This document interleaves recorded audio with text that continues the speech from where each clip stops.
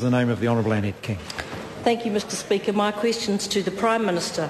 What reports has he received on the impact of rising prices on families in light of his statement that, quote, no one is worse off? The Honourable Bill English on behalf of the Prime Minister.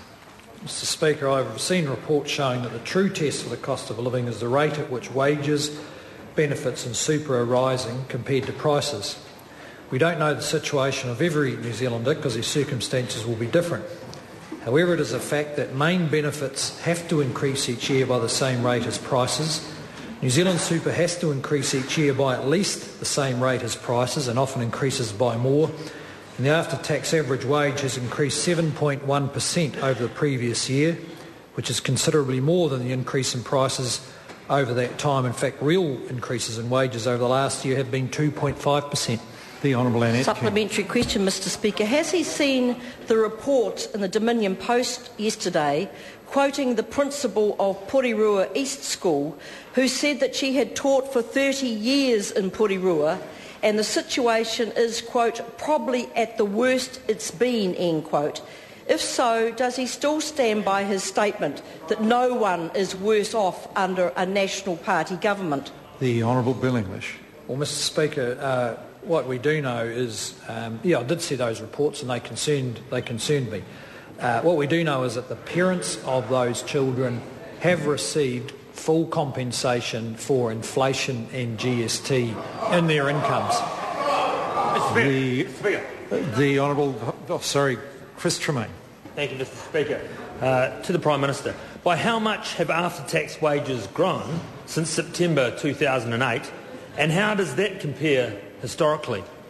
The Honourable Bill English. Mr Speaker, on behalf of the Prime Minister, since September 2008, the after-tax average wage, which is the measure used to set the rates of national superannuation, has increased 10% in real inflation-adjusted terms. This is very solid growth in historical terms. For example, over the entire 9-year period between September 1999 and September 2008, the real growth in wages was only 4%. That's 4% increase over 9 years compared to 10% increase over the last 2.5 years. Supplementary question, Mr Speaker. Is he aware that half of the 200,000 children now living in poverty are from working families whose wages are so low they cannot adequately care for their kids? And why is increasing the minimum wage to $15 an hour not as important to him as tax cuts for those earning $192.55 an hour? The Honourable Bill English. Mr Speaker, I would contest the member's first statement about children in poverty because of most of the measures that I've seen show that by any measure of poverty, most of the children affected by it are those who are on benefits. And actually, most of them used to be on benefits. As the member may be aware, the government has increased the minimum wage each year. It has also implemented neutral tax cuts where we've reduced income taxes and increased GST across the board. Chris Tremaine. Supplementary. Thank you, Mr Speaker. How does the growth in real after-tax wages compare with Australia? The Honourable Bill English. Well, Mr Speaker, as I said before, the after-tax average wage, which is a calculation based on how this Parliament has set national superannuation rates for the last 20 years, real after-tax average wage has grown 2.5% in the last year. In Australia, the real after-tax average wage grew by 0.6% over the last year. I might say from year to year those growth rates are likely to fluctuate, but in the last year, New Zealand's grown 2.5 and Australia 0.6. The Honourable Annette Supplementary question, Mr Speaker. Has he been told that thousands of children are now going hungry each day and charitable organisations are struggling with the demand, with one organisation saying poverty in New Zealand is a hidden shame? If so, why are people worse off rather than better off after 2.5 years of a National Party government? The Honourable Bill English. Well, Mr Speaker, if I'd make 2 points. First of all, through the recession, the government has protected the most vulnerable. We have ensured that both the core benefit rates and the child payment rates have been increased for inflation and for GST. And secondly, that member had 9 years to deal with that issue. And if after the expenditure of many billions of dollars extra, the situation is worse, then she should look at whether the kind of solution she put forward actually worked or not. Supplementary question, Mr Speaker. What does he say to a constituent in the Titai Tokerau electorate who told Kelvin Davis that she had to sell raffle tickets to pay for her power bill and that she is worse off under a national government? Hasn't she got the message from the government that she's supposed to be better off? The Honourable Bill English. Well, Mr Speaker, I'll be fascinated at what Kelvin Davis said to her. Did he apologise for the 9 years under Labor where that person might have been promised a job that turned out to be unsustainable, or where she thought the Labor government was going to increase her benefit rate and they never did?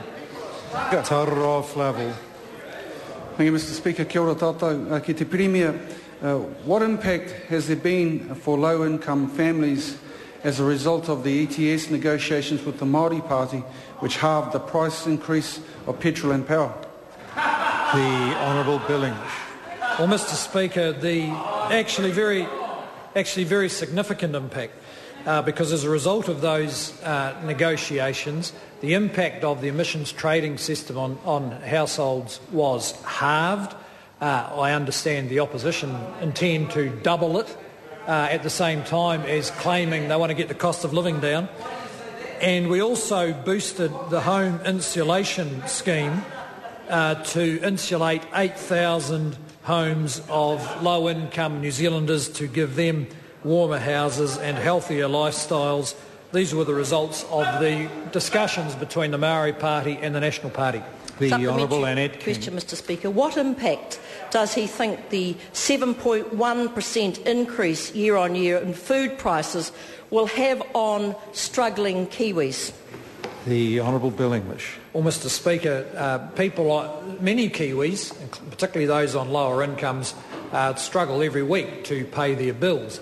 The fact is that overall inflation is the overall increase in prices, according to the official measures, even including GST, are around 5%. And as I pointed out to the member, real after-tax wages have risen by more than inflation, and that is a fact. John Biscan. Supplementary to the Minister of Finance, how much lower would the cost of electricity and petrol have been if the National Party had scrapped Point of order, I can understand what it is. Do you want to do it, Mr Speaker? The member should be addressing his supplementary question to the Prime Minister, not the Minister of Finance. John Biscan. Thank you, Mr Speaker. Supplementary to the Prime Minister. How much lower would the price of electricity and petrol have been if the National Party had accepted the advice of the ACT Party and scrapped the ETS totally, rather than doing a deal with the Maori Party where the price of electricity rise was halved rather than being scrapped totally? The Honourable Bill English. Well, Mr Speaker, on behalf of the Prime Minister, well, I think it demonstrates just what a balanced and considered approach this government takes. We didn't take the advice of ACT to scrap the ETS altogether. We did take some advice from the Maori Party that helped to reduce its costs. But the fact is, in countries like Australia where they don't have an ETS, power prices are going up much faster than in New Zealand because they're trying to achieve climate change policy with a mixture of bureaucratic whim and excessive regulation. And so their consumers are suffering from much higher. They are suffering from much higher increases in electricity prices. I take the Minister doesn't have the figures are asked for.